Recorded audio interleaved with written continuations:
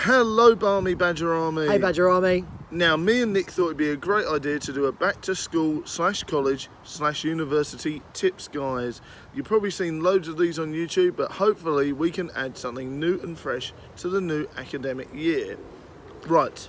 And of course there's all those photos floating around on social media about everyone's little darlings in their uniforms heading back to school. Indeed, yes. This week. And when you do head back to school, please do try and make sure that at least your uniform is tidy for a little bit. During the first few months, it is important to give a good impression to your teachers. You know, it is hard, but if you're over a certain age, perhaps you can sort of put effort in and try and help your parents or your guardians or whoever is with you with the ironing and things like that.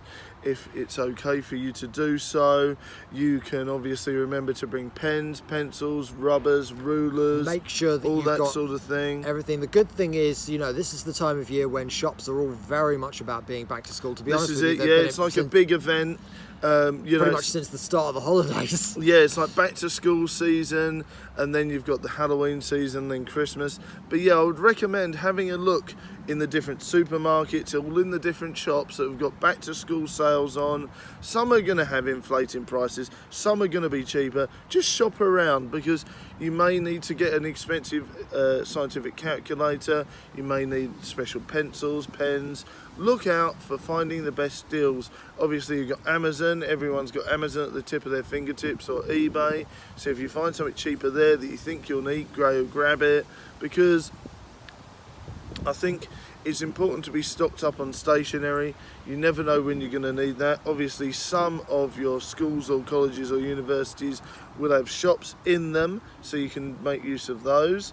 And just make sure you've got the things you need. The stuff is always easy to find as well. There's always dedicated back to school sections in shops. Right. So they are so you know, if you pop there, you know, it won't take you long to find where they're being kept. And yeah, you can never have enough pens. That's it, or pencils, or rubbers, or rulers. Or rubbers or rulers. One thing I was going to say, obviously you'll be starting new subjects, there'll be lots of new things that you'll be doing.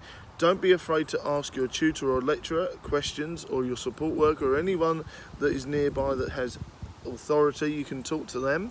Also, you know, if it's a subject you're really stuck on, don't be afraid to go to the library, look on YouTube. There's thousands of different videos on there that will help you be able to know what you're doing in college, school or university.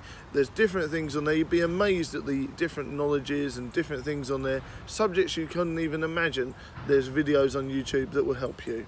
The great thing is now learning is much more interactive. That's right. So whatever kind of learning style you have, whether you're a visual learner, so if you benefit from books or just seeing things written down, kinesthetic, whether you're kinesthetic, there's, you know, interactive programs that you can get involved with now. So you can go on websites, yes, click through things. You know, on was it on Apple Store, things like that. You're going to have apps and things like that you'll be able to use on Google Store or whatever it's called. Apps are great things to have, and I think that's right, very useful. If you're an auditory learner, there's, like as you say, YouTube videos. So think about what kind of learner you are. Think about what kind of learning style works for you. Do you benefit from seeing things written down? Do you benefit from having someone talk to you about it? Do you remember do you remember it easier when it's said to you rather than written down?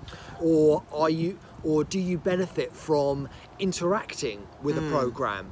That's right. So I mean, and once you get the hang of that and you realise what learning style you are, you know, fingers crossed, 90% of the way you will be able to flourish and succeed, because once you know what benefits you, you'll be able to design your own learning plan towards that and flourish. And you can also hopefully ask your tutors, lecturers or support workers or anyone like that to be able to gear some of the educational tools towards that learning style. So don't be afraid to do that. You know, if you've got dyslexia or any other special requirements, you'll be able to get some things from the library or your learning support department, anything like that you're able to use and it will help you. Yeah, there's a lot more resources that are available now, Although at the same time, there's so much out there now that it's not always easy to find something that works for you straight away. So it's good to look into that and think about what benefits you the most. I think a lot of the time there is a lot more emphasis on studying outside of class now. Oh, definitely, because obviously the academic year shrinks and shrinks and shrinks all the time, and obviously your days will stay the same, probably 9 till 4 or 9 till 5 or 9 till 3:30 maybe. So you're getting less time actually in college, university or school, and more time outside in order to do the work. So you definitely need to make sure you make the most of that. Absolutely. And if you are someone that finds it hard to differentiate between fun time and of course, playing games and all that sort of thing, write yourself up a detailed plan of when and where you should be and how you should do things. It does help. A lot of the time your school will give you a homework diary. This is true. You can always get one for yourself if you want that as well. It's good to keep track of what is going on. But when you're doing it, don't fill up everything. Don't fill up every available hour with this work, that work, this bit of research, that website, that you book. will go absolutely bonkers. You need to find time for yourself and your family and your friends or your partners, whatever. You need to find time for them and social activities as well. And you can mark that down in your daily plans. Yeah, you might find that you might benefit from, as soon as you get home, relaxing for a while.